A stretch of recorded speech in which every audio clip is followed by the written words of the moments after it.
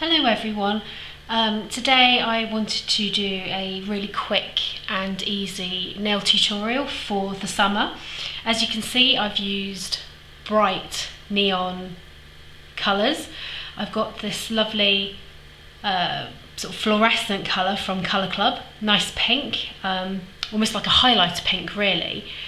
Don't know if you can see that very well. Hopefully the camera's picking up the colour. I know fluorescence and holographic colours can be quite tricky to capture on camera, so hopefully that's showing up well. And I also have another fluorescent Colour Club polish.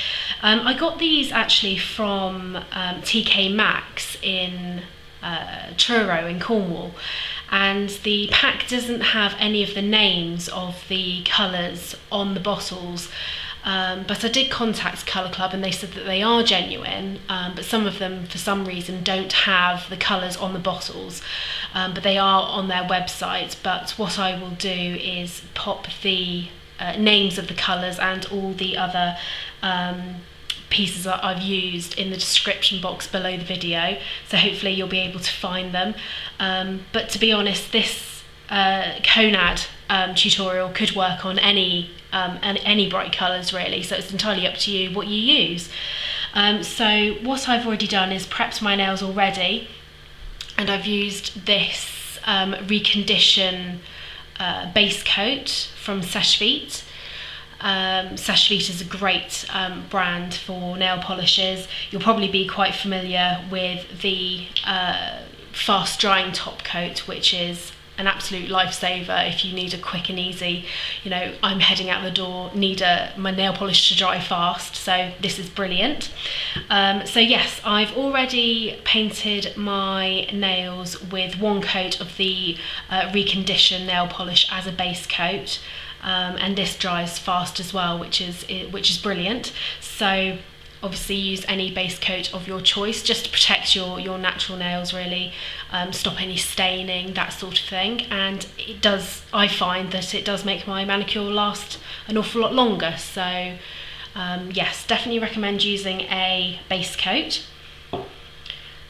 So what I'm going to do is just paint 2 coats of my pink nail polish on every finger except my ring finger. That's going to be my accent nail, and I'm going to use this orange instead.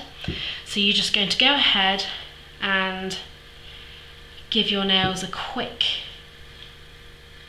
thin coat, because the second coat's going to cover up any lumps and bumps that you may have made already from the first coat. I find that fluorescent colours are quite translucent, so it does take a couple of coats to build up the opacity, to get it a nice block colour.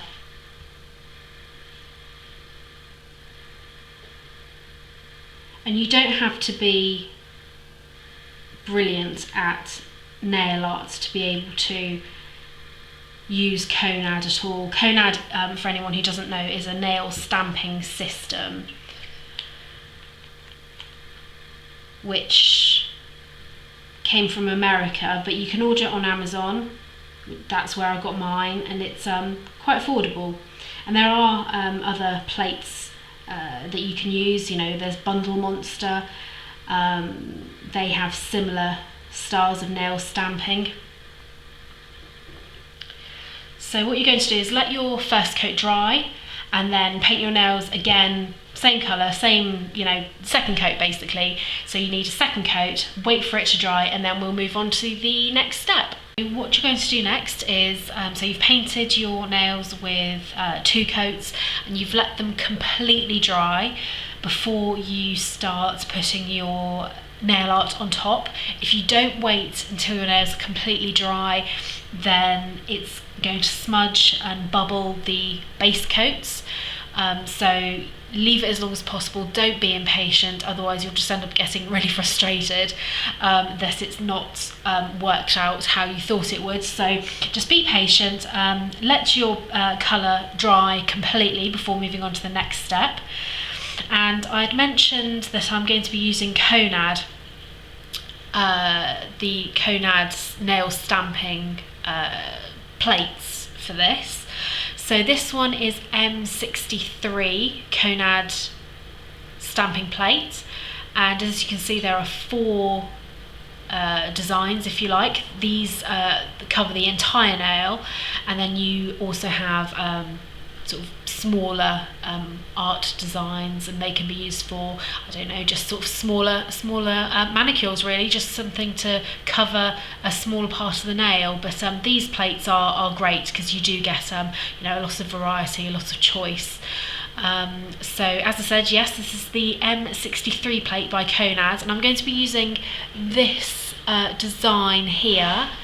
It's a sort of a swirly pattern, and the reason I like this one a lot is because you can see the base colour through the design, which is quite nice. So what I'm going to do is use this image, and what you're going to need is also a polish to use as the stamping polish. Now I'm using the Konad Special Polish in black. You can use other polishes to stamp with, however they need to be thick, otherwise the nail art won't transfer onto your nail. But to be honest, for a couple of pounds extra, I do find that the Konad Special Polish is a lot better for nail stamping. It transfers to the nail well. The polish dries almost instantly, so you're not having to faff around waiting for it to dry. As you can see, the polish itself is really thick. The consistency is very thick, so this is what will help the design to adhere to your nail. So yes, I'm using the Konad Special Polish in black for this. And then you're also going to need a stamper and scraper. Again, I'm using the Konad double-ended stamper. The smaller end can be used for smaller nails or for smaller nail art designs, and then the bigger end is for a complete nail design. When you roll it on, it will cover your entire nail. And this double-ended stamper also comes with the blade, the scraper as well, so it's an all-in-one product, which, good job Konad, because this works really well. So before you start, you also want to get some nail polish remover. I like using pure acetone. Some people will say that that is awful for your nails and will make them really dry. To be honest, I find this works better. It removes polish instantly. You're not having to, soak your hands and wait for it to dissolve. So as long as you use a good hand cream afterwards, it's okay. Brilliant stuff. So get your pieces ready. I've also got some cotton wool rounds and some cotton wool tips as well, cotton buds. That's for the cleanup process afterwards. So what you want to do, get everything ready, put some kitchen paper down because this does get a little bit messy. So you want to cover the whole of your design that you wish to use. Cover it with the black polish, and you do need to work quite quickly, otherwise the polish does tend to dry fast. So you want to cover that completely, and then you scrape away like that, so that the polish is just left in the grooves of the design. You press your stamper down hard, and you see it's been transferred to the stamper. Now you want to work quickly at this point, otherwise it will dry and it won't work very well. So then you simply roll onto your nail, and then the design will stick to your nail. It's come off the stamper onto your nail. And then what you want to do is just repeat this process until all your nails are done, really. you know, it looks quite time consuming to begin with, but once you have got the knack of it and you've done it a few times, it really doesn't take that long at all. And then simply roll again, and it's transferred to the nail. In between each application, you want to clean off your stamper, so that's where the acetone comes in handy. You just pop that onto a cotton wool round, just give it a quick wipe over the plate and the stamper, just so that you've got a clean stamp every nail. I made a bit of a mistake there, I didn't do that, but it didn't work out too badly. So yes, go ahead and finish all your nails, and then we'll come on to the final part. After you've done the stamping on all of your nails, you are going to want to clean up around your cuticles and on your skin, because these nail plates, the art design will get onto your skin and it can be obviously quite messy, so you want to be able to clean that up. So what I tend to do is get some cotton buds or Q-tips, whichever you want to call them, and then you want to get your nail polish remover. As I said before, I'm using pure acetone. What I tend to do is, because it can be quite tricky to try and get your Q-tip into the bottle, so I tend to pour just a little bit into the cap. It just makes it easier to dip in that way. So what you're going to do is get your cotton bud covered in nail polish remover, then you just want to go round the edge just to clean up any of the black polish that you got onto your skin. I have seen people do this before using old makeup brushes that obviously you don't use on your face anymore, just to get a precise clean line. That's one of the only gripes I would say with any nail stamping, really, is that it is a little bit messy, but the cleanup process is very quick.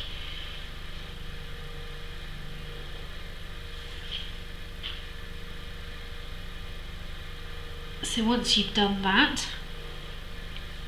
you should have something that looks like this. Now what I tend to do is seal my nail polish design and any stamping with the Seche Vite fast dry top coat. So I've already done most of my nails now already, but just to do a quick on the ring finger, that's one I haven't sealed in yet. You can probably tell actually that the ring finger is not as shiny as the others. The Seche Vite top coat really does give a very glossy, thick finish actually, and the Konad Special Polish does tend to dry matte, so by using a top coat like Seche Vite will have really helped to sort of seal in the design, and it won't smudge either. Some of the other nail polish top coats that are thinner than Seche Vite do tend to smudge. Konad Special Polish, I don't know why. It's probably something to do with the consistency and the formulation. But yes, so go ahead and top coat your polish and your nail art. I always tend to do a quick line of clear polish on the tips as well, just to help seal in the design. So once you've done that, it's now just a case of waiting for your top coat to dry. As I said, Seche Vite doesn't take very long at all, which is why I've always used it. And you can get it in Boots now actually in the UK, which is brilliant. Before I used to order it off Amazon. So once that's dry, you will have something that looks like this. I hope the camera is picking up the colours, but what I will do is insert some pictures at the beginning and at the end of the video, which will probably be a lot easier for you to see the finished design. Okay, well, I hope that was helpful in some way. This has been my first video that I've filmed for YouTube, where I've been talking to the camera, so please bear with me, it's my first effort, so hopefully I will learn as I go. I've already uploaded a couple of other videos to my channel, which one of them is my two kittens, well, cats, they're not really kittens anymore, they're about 5 years old, my two cats playing in a cardboard box. They're really funny together, bless them, and also my 14-week-old baby sort of playing on his Fisher-Price playmat. It's one of the ones that you kick and it lights up, and there's lots of different noises and sounds for him. So yes, I mean, who doesn't love babies and cats, right? So yes, I will hopefully see you next time when I've figured out how to upload more videos, and hopefully I'll learn as I go. And if anybody's got any tips for me to improve, please leave a comment down below, that would be great. But yes, I will hopefully see you next time. Bye.